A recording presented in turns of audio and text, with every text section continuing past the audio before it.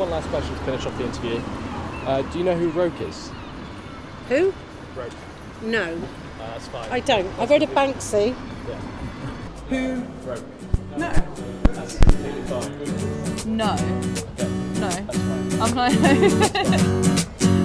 Perfect. awesome. I have heard of that person, but or that, yes. Yes. Where have you heard of me? I don't remember, to be honest with you. It just seems familiar to me. Okay.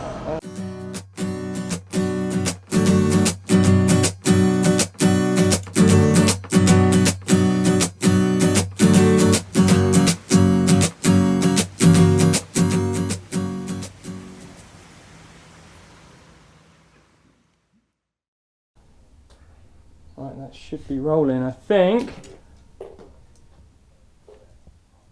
Yeah, we're rolling. Okay, so please can you tell me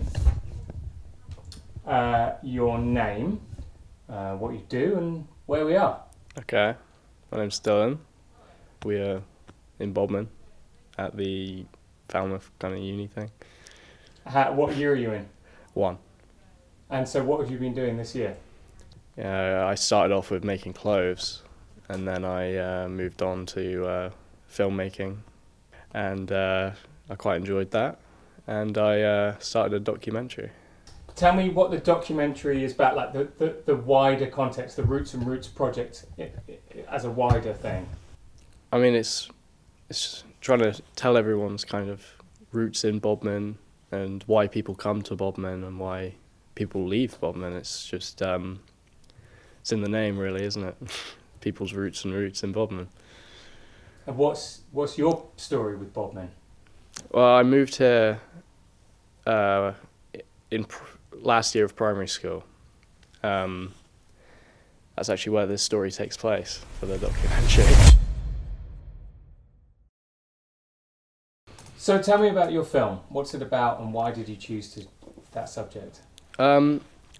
So back in primary school, I remember we had this like bike shed, and one day we all come down and we see this orange spray paint on it, and it's R-O-K-E, Roke.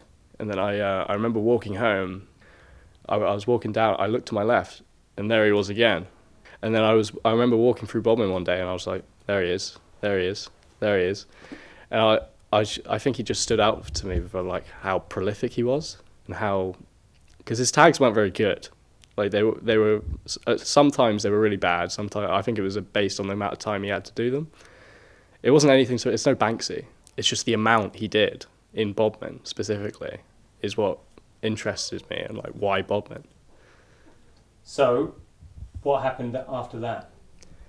Well, it's always something in the back of my mind for a while, but then it got to university. We were told to make a documentary, and I was like, I'm going to make it about him. And how did you get on? Well, so first I started taking all of his tags that I knew, and I started looking for patterns, and I saw on each one was SMC, and I didn't know if it was like an innuendo or not. Like, what is the SMC innuendo? Suck my cock. But no, I searched in SMC crew or graffiti crew into Google, and it came up with this Instagram page, and it was 70s Magic Crew, so it wasn't. Yeah, I saw his tags on there. He'd taken pictures of his tags and posted it onto this Instagram page with a bunch of other people, and they seemed to be Cornwall based, but then some of them seemed to be London based as well, like city based. And then I started scrolling down more and more, and I found it was like a fake Wikipedia page that I think they made themselves, and it said that they were the oldest South London graffiti crew ever, is what they said about themselves, which I don't know how true that is. Yeah, there was another bit under it. It was Condemned 36 was apparently the leader of this crew for a while. It says that he died in a train accident, But so did you follow up about Condemned 36? Like, did you find out which train accident he died in or anything like that? No, it was really vague. It was it said St John's Station, and I couldn't find anything about it. So so now you're still trying. You found Roke's crew. Yeah. So where does that leave you with Roke? Well, I started looking for under the comments of all of his tags, seeing if he actually made, a comment on them. And I didn't seem to find anyone, except this one guy named Chromejacker. And then I click on his Instagram page, and it says, in his bio, robbing off Kerno establishments. I was like, that's fucking him. I found him. But his account was private, and I sent him a follow, and there was no answer. Nothing. And hasn't been since. So is that where your story ends? Yeah. What have you learned along the way about graffiti and about Bodmin and the connection between the two, or perhaps graffiti in the wider population? Well, I think graffiti, in especially rural towns, it's definitely frowned upon, especially tagging instead of I think murals have become more and more accepted, especially with the rise of Banksy and all that.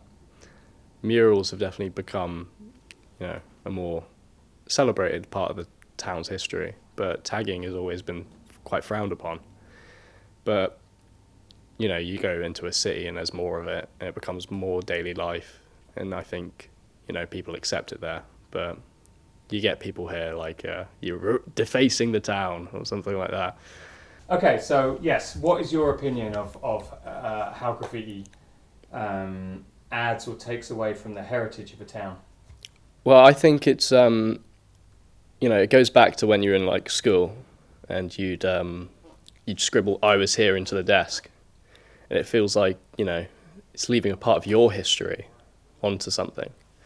And I think that's why people tag, and that's why it's it's leaving your roots in a place, so to speak.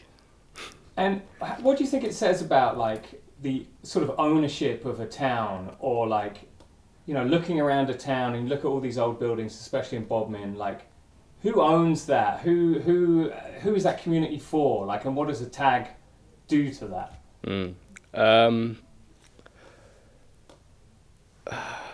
My mind went blank a little bit there. I'm thinking about Bodmin Jail right now. Yeah, well, why don't we go on to that? Okay. Well, with Bodmin Jail, they had a piece of graffiti up. It was very Banksy-esque, and it wasn't really a tag, but it still speaks to the fact that it was celebrated by the actual building owners, or the guy who owns it now. It was celebrated by the people that work there, and it was. I remember seeing this Facebook post, and they were saying what it meant, what they thought it meant, and they weren't saying, "Oh, someone's defaced this historical landmark." They were more celebrating the fact that this is now a part of its history. And I think that's the main change that has happened. It's just adding more history, because a few decades down the line, people are going to look back on it, and they're just going to see it as part of the actual building. And what about your thoughts? You had some ideas about that particular incident. Yeah. Expand on that for me. Well, I work there, and they put it up in the staff car park. And I remember for the first few weeks that I started working there, that staff car park was closed, and when it was reopened, just so happened to be a piece of graffiti there. So I think they did it themselves. And then, which adds a little bit of comedy to them, looking into it and being like, I think it represents the struggle of whatever. I think it's a bit ironic. Do you think it was a PR stunt? I think so. You can just look at it as well. It's it looks like they put plaster behind it. It's not something you can do overnight. It's something that probably took a while, and they definitely made it as a PR stunt and said, "Oh, someone's tag. Is it a Banksy?" And I was like, "No, it's not. No one thinks it's a Banksy." So if an institution, or the jail is now a high-end hotel, if an institution like that is putting up fake graffiti or real graffiti but pretending it's like a throw up or a tag, Yeah. what does that tell us about how attitudes to graffiti are changing? Well, it's become. I think it's a way to appeal to my generation. It's a way to. It's a way to bring that kind of demographic in, and you know, show people that they're hip or whatever the old people say. So are you saying graffiti is a bridge between one generation to another? I think it's becoming that because it's something that's always appealed to a younger generation. So it's almost like a physical metaphor, like a new bit of graffiti on an ancient building is like that bridge between the generations. Yeah, I think it is kind of dystopian to buy a historical landmark and then deface it for your own PR gain, but I think that's quite crazy. So, my final question to you is, who is Roke? I don't know, but he might be watching this right now. And if he is, what do you want to say? I'll find you. All right, cool. Thanks, man.